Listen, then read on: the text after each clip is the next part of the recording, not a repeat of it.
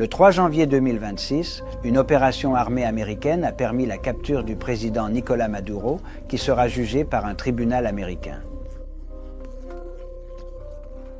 Une démonstration de force qui a choqué tout le monde et fait les gros titres. Les États-Unis dominent une fois de plus le monde.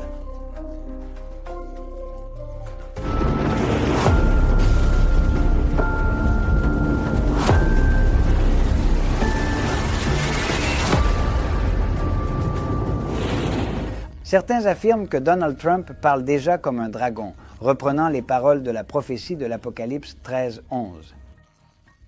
Dans la prophétie du chapitre 13 de l'Apocalypse, il est question d'une première bête qui règne pendant des siècles, c'est la papauté.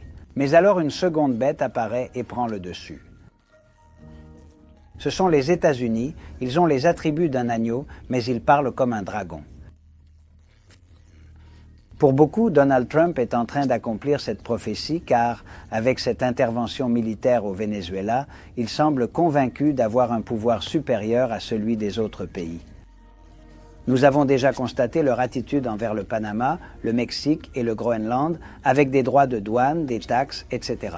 Mais maintenant, il a pris les armes. N'oubliez pas que dans cette prophétie, cette bête n'est pas une personne, mais représente un pays.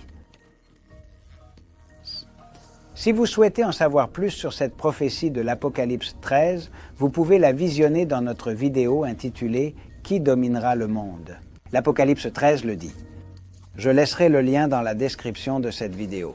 8 heures seulement avant l'attaque, une délégation de hauts responsables chinois est arrivée au Venezuela et a rencontré Nicolás Maduro. Savait-il ce qui allait se passer? Que vous ont-ils dit? Vous ont-ils proposé un soutien militaire?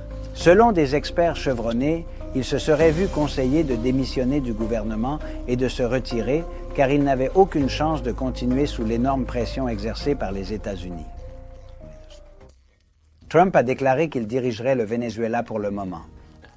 Il a littéralement déclaré « Nous allons gouverner le Venezuela jusqu'à ce qu'il y ait une transition en bonne et due forme. » Il s'agit de contrôler le pays depuis l'ombre, mais pas de déployer des soldats sur le terrain. Il affirme que c'est pour la justice et la démocratie. Mais les intérêts économiques sont importants car le Venezuela possède les plus grandes réserves de pétrole au monde, supérieures à celles de l'Arabie saoudite et du Koweït. Les experts en diplomatie affirment que Trump a un accord avec Delcy Rodríguez, vice-président de Maduro. Ils affirment que la capture et l'exfiltration de Nicolás Maduro ont nécessité l'aide d'une personne de l'intérieur, un complice. Cela la désigne. Selon ces analystes, cet accord pourrait permettre à Trump, d'une part, d'étendre son influence sur le Venezuela en le soustrayant à la Russie et à la Chine, et d'autre part, d'obtenir des avantages dans l'exploitation du pétrole par les entreprises américaines. D'un autre côté, Delcy Rodríguez sort également gagnante car elle parvient à se maintenir au gouvernement et obtient de Donald Trump l'engagement de ne plus soutenir l'opposition. L'opposition est dirigée par Edmundo González et par la récente prix Nobel María Corina Machado. C'est logique car c'est ce qui s'est passé jusqu'à présent et les deux partis y trouvent leur compte. En réalité, Delcy Rodríguez a déjà été nommée présidente par intérim et Trump lui a adressé un message très clair dans les médias. Il a déclaré publiquement que s'il ne fait pas ce qu'il faut, il en paiera probablement le prix fort, plus cher que Maduro. Et pourquoi la Russie et la Chine n'ont-elles pas défendu Maduro? Pour certains analystes, il s'agit d'un accord entre les grandes puissances qui permet aux États-Unis de contrôler le Venezuela, à la Russie l'est de l'Ukraine et à la Chine de récupérer Taïwan. Il y a à peine 20 ans, les États-Unis étaient la puissance mondiale incontestée, car ils dominaient sur terre, sur mer, dans les airs et aussi dans le cyberespace.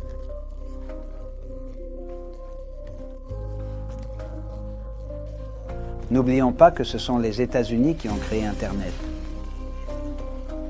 Maintenant, les choses sont très différentes. Aujourd'hui, les États-Unis doivent négocier avec le bloc de l'Est, la Chine et la Russie, des pays qui ont connu un miracle de planification et de développement ces dernières années.